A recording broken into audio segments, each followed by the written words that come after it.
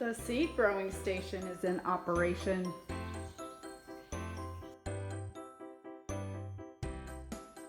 What we did was took one of the brooder lamps with just a 60-watt bulb in it for some heat. That should kind of rise up and make it a little warmer in here because it's my garage and it's colder. It's about 45 in here now. And then we've got these grow bulbs that Steve somehow did something really cool and put them up there.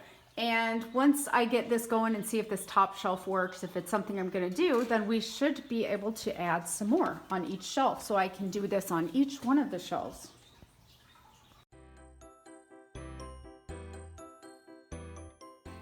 So he is the keyless porcelain lamp holder, and the bulbs that we're using are these LED grow lights.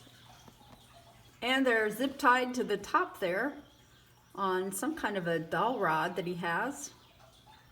And the lights are mounted onto it. It looks like with zip ties too, but it works. All right, the first seeds are in as an experiment. It's still a little bit early.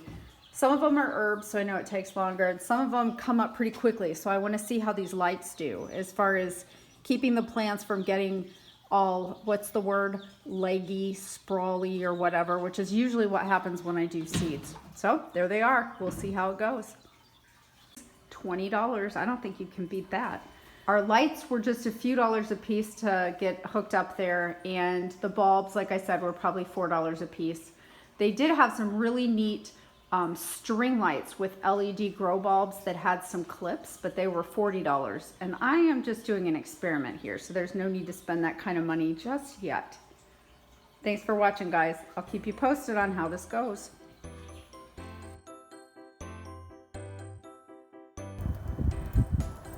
Look at those giant snowflakes. This was supposed to be rain today.